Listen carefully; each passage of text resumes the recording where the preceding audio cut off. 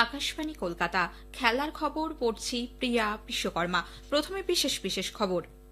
Indian open super 750 badminton প্রতিযোগিতায় পুরুষদের ডাবলসের ফাইনালে ভারতের চিরাগ শেট্টি এবং সাত্বিক সাইরাজ রাঙ্কিরেড্ডি জুটি দক্ষিণ কোরিয়ার প্রতিদ্বন্দ্বীর কাছে পরাজিত হয়েছেন। ইডেনে রঞ্জি ট্রফি ক্রিকেট ম্যাচের তৃতীয় দিনের শেষে বাংলা ছত্তিশগড়ের বিরুদ্ধে প্রথম ইনিংসেই 354 রানে এগিয়ে রয়েছে।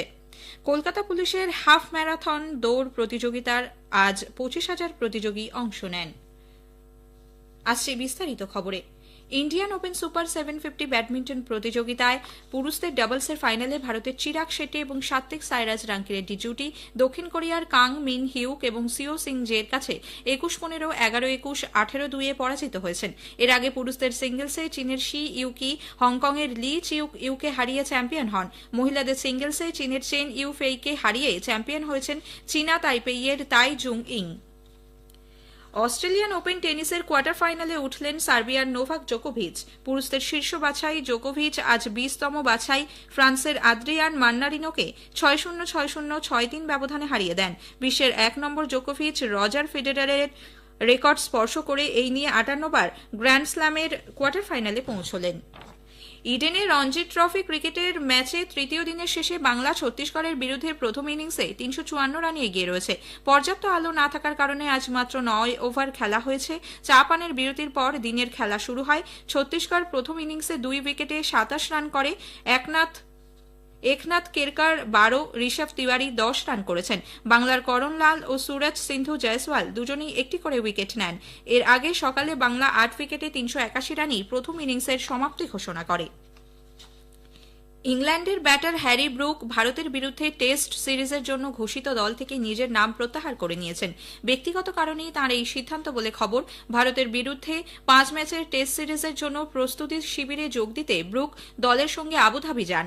এরপরই ব্যক্তিগত কারণে তিনি দেশে ফেরার আবেদন জানালে ইংল্যান্ড ক্রিকেট বোর্ড তা অনুমোদন করে। হ্যারি ব্রুকের পরিবর্তে ব্যাটার ড্যান লরেন্সকে ইংল্যান্ড দলে অন্তর্ভুক্ত করা হয়েছে। লরেন্স আগামীকাল দলের সঙ্গে যোগ দেবেন। 5 ম্যাচের টি-20 সিরিজের শেষটিতে নিউজিল্যান্ডকে পাকিস্তান 42 রানে হারিয়ে দিয়েছে। এর আগে 5 ম্যাচের সিরিজ ফলে 5 ম্যাচের সিরিজ নিউজিল্যান্ড 4-1 জিতে নিল। কলকাতা পুলিশের উদ্যোগে আজ সকালে রেড রোডে হাফ ম্যারাথন দৌড় প্রতিযোগিতার আয়োজন করা হয়। পুরুষদের 21 কিলোমিটার বিভাগে প্রথম হয়েছেন রঞ্জিত কুমার প্যাটেল, পঞ্চানন বেরা দ্বিতীয়, হেমন্ত সিং রয়েছেন তৃতীয় স্থানে। মহিলাদের 21 কিলোমিটার বিভাগে রেনু সিং প্রথম, মুন্নি দেবী দ্বিতীয় এবং লিলি দাস তৃতীয় হয়েছেন। 25,000 প্রতিযোগী এতে অংশ নেন। 10 কিলোমিটার ম্যারাথনে যোগ দেন ডায়মন্ড হারবারের সাংসদ অভিষেক বন্দ্যোপাধ্যায়। উপস্থিত ছিলেন কলকাতার পুলিশ কমিশনার বিনীত গোয়েল, রাজ্য পুলিশের মহানির্দেশক রাজীব কুমার, অভিনেতা আবির চট্টোপাধ্যায়, ঈশা সাহা প্রমুখ। ভুবনেশ্বরের কলিঙ্গ স্টেডিয়ামে সুপার কাপ ফুটবলে আজ দুপুরে পাঞ্জাব এফসি ও গোকুলাম এফসির মধ্যে খেলাটি গোলশূন্যভাবে শেষ হয়েছে।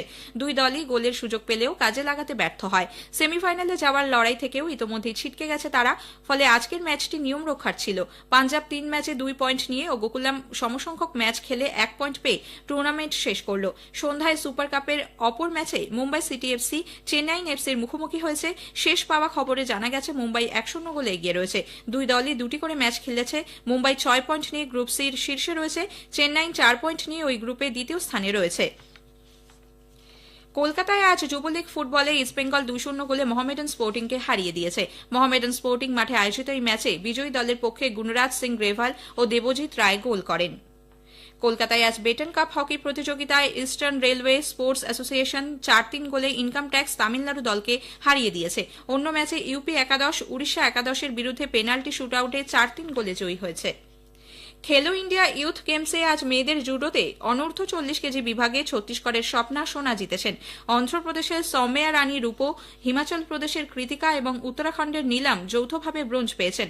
অনূর্ধ্ব 44 কেজি বিভাগে গুজরাটের অঙ্কিতা এন স্বর্ণ এবং দিল্লির দীক্ষা রৌপ্য পদক জিতেছেন। 19 জন ভারতীয় শুটার আসন্ন প্যারিস অলিম্পিকে খেলার যোগ্যতা অর্জন করেছেন। এই সংখ্যা এ যাবৎ সর্বোচ্চ। 2020 টোকিও অলিম্পিক্সে 15 জন ভারতীয় শুটার অংশ নিয়েছিলেন।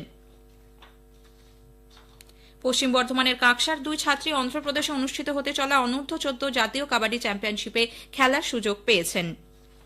খেলার খবর শেষ হলো।